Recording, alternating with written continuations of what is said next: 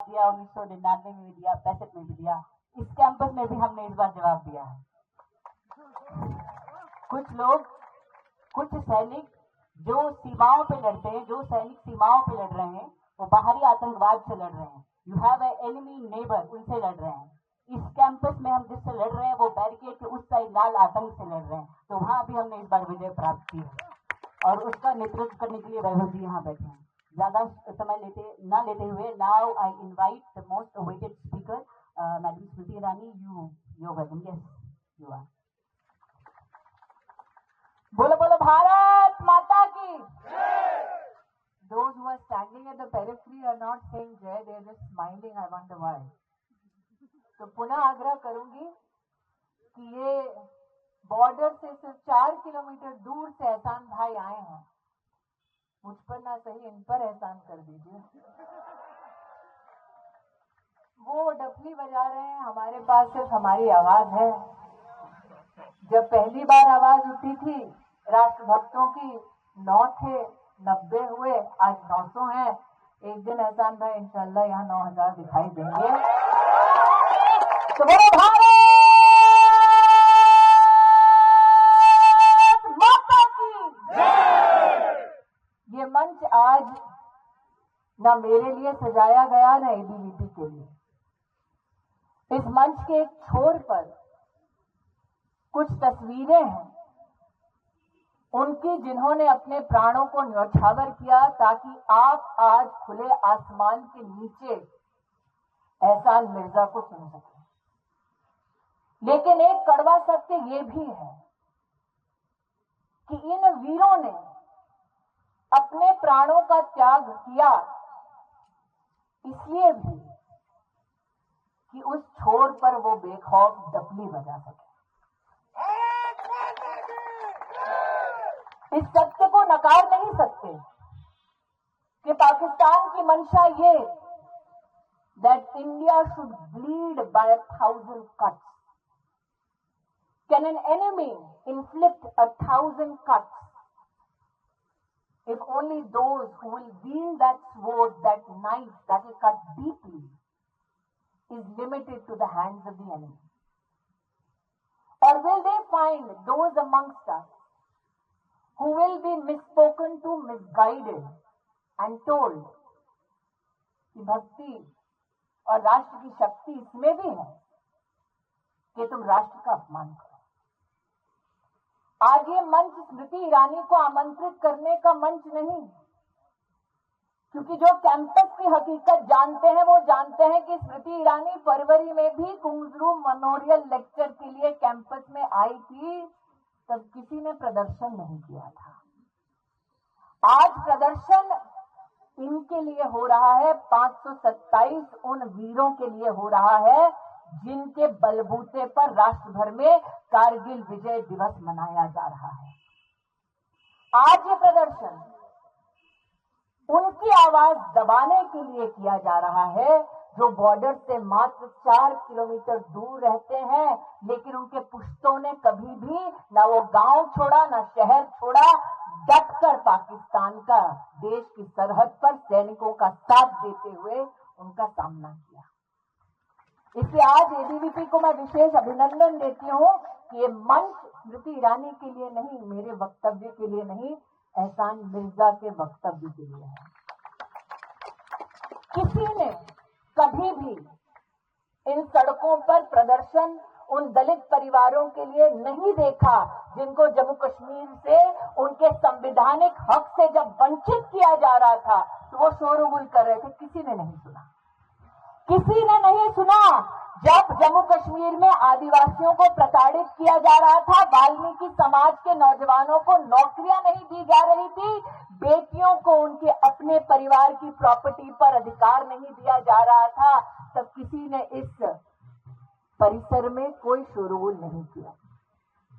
मैं एक शैक्षिक संस्थान के प्रांगण में हूं, तो मेरा परिषद से एक निवेदन है, यहां चलन है रिसर्च का, यहाँ चलन है व्याख्यान का, यहाँ चलन है कि आप पढ़कर एक सोच बनाएं और उस सोच को आगे बढ़ाएं। मेरे हाथों में जो पृष्ठ है मैं वकील साहब के सुपुर्द करती हूँ। इन पृष्ठों में जम्मू कश्मीर के इतिहास की असलियत छिपी है, चाहे वो न सिर्फ पाकिस्तान के साथ भिड़ंत हो, बल्कि मीरपुर का नवंबर 1947 का मैसेकर है। 20,000 हिंदुस्तानियों को कैदी बनाया गया, गुरुद्वारों को ध्वस्त किया गया, कश्मीर की सरजमीन पर चर्च की नन्स का अपहरण किया गया, लेकिन कोई कुछ नहीं बोला, सब चुपचाप तमाशा देखते रहे। इसलिए आज वकील साहब आपसे गुजारिश है, आपने तथ्यों पर अपना जीवन जिया है, इन तथ्यों को एक कश्मीरी की लेंस से आप विद्यार्थी परिषद को दें, और जो वाकई में लोकतंत्र में, डायलॉग में, डेमोक्रेसी में विश्वास करते हैं, इन तथ्यों के आधार पर खुद रिसर्च करें। अगर आपकी भीड़ से 2 लोग भी इस सत्य को स्वीकार करके डंके की चोट पर कह देंगे, तो इन शहीदों को वाकई में नमन आपकी ओर से प्राप्त हो जाएगा। मैं आज यहां पर जितने स्टूडेंट्स या फिर कोई फैकल्टी के मेंबर उपस्थित हैं, उनको साधुवाद देना चाहूं। ये वही खेमे हैं, ये वही परिसर है जिसमें एक वक्त था, चाहे वो कारगिल का विषय हो, ऑपरेशन सिंदूर का विषय हो, यहां पर डफलियां बजती थी ताकि कश्मीर को भारत से जुदा किया जाए। आज भारी संख्या में सब उपस्थित हैं ताकि जम्मू कश्मीर को भारत से संवैधानिक ढांचे में, अटूट रिश्ते में जोड़ने का जो आप सबका संकल्प फलीभूत हुआ है, उसका ये प्रमाण आज का कार्यक्रम है। इसलिए आज एहसान मिर्जा के भाषण के ऊपर सबका ध्यान आकृष्ट करते हुए कहते हैं, एहसान भाई, हमारे यहाँ पर एक प्रथा है, तीज के त्योहार में भाई बहन के घर आता है। आप त्योहार का नाम बताएं, वक्त बताएं, डेट बताएं, हम बॉर्डर से 4 किलोमीटर दूर आपके घर आए। और अगर कैंपस में से किसी को भी इच्छा हो, एहसान मिर्जा, उनका पूरा समुदाय, उनका परिवार, उनका समाज इन मुश्किलों से जूझता हुआ आज भी डंके की चोट पर भारत माता की जय बोलते हैं, उनको भी दर्शन दिखा दें उस हकीकत का जिससे बहुत सारे लोग आज तक वंचित थे। मैं पुनः कहती हूँ, आज मेरे लिए नहीं है, त्रस्त वो इसलिए है क्योंकि मुद्दा कश्मीर का है। आज विरोध मेरा नहीं है, त्रस्त वो इसलिए है क्योंकि वर्षों वर्ष तक ये पाकिस्तानी आर्मी ने कहा था, they will bring the war to our schools, our hospitals, our people. For the first time in their life, we will meet you eye to eye. We will come after those who come after us. इसीलिए बिना किसी द्वेष के, बिना किसी दुख के, मैं आज एबीवीपी का विशेष अभिनंदन करती हूं कि कारगिल विजय दिवस को आपने यहाँ पर बड़ी ही सहानुभूति के साथ, बड़ी ही गरिमामय एक कार्यक्रम के माध्यम से आपने विजय दिवस की पताका को यहाँ फहराया। लेकिन जैसे किसी ने कहा है ना, हंगामा खड़ा करना मेरा मकसद है, कोशिश तो क्या है, सूरत बदलने का। मेरे सीने में ना सही, तेरे में ही सही, आज यहाँ देखो आपका पता नहीं, लेकिन आपके इस कार्यक्रम में एक दिया अब भी जल रहा है बिना बुझे। वो दिया कभी किसी शहीद के प्रतिमा के सामने बुझना नहीं चाहिए, ये हमारा दायित्व है। वो चीखे चिल्लाए क्योंकि शोरगुल के अलावा उनके पास और कोई औजार नहीं है, उनके पास कोई रास्ता नहीं है। हमारा कर्तव्य है कि हम हकीकत को सबके सामने रखें। हकीकत क्या? दलितों के साथ अन्याय हो रहा था जम्मू कश्मीर में। धारा 370 के तहत दलितों की आवाज किसी ने नहीं उठाई, जिन्होंने उठाई आज उनकी खिलाफत में शोर कर रहे हैं। इसलिए आज मात्र इतना ही कहते हुए कि अगर आपको 2 भी लोग मिले जो इस हकीकत को आगे रख पाए, तो आज आपका ये कार्यक्रम सफल माना जाएगा। जो चिल्लाते हैं चिल्लाते रहें, देशभक्ति ये है कि सर उठाकर मेहनत करो कि भारत का परचम लहराता रहे।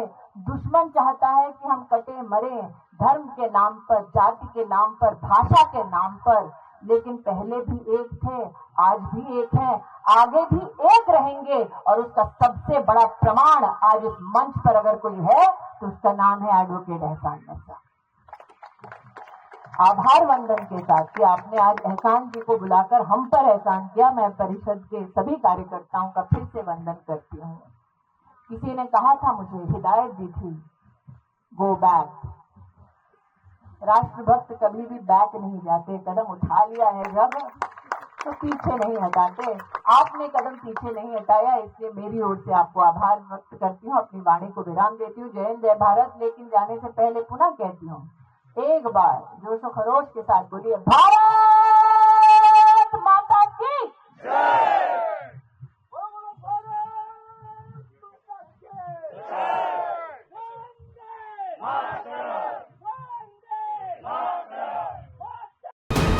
वीके न्यूज, राष्ट्र के नाम।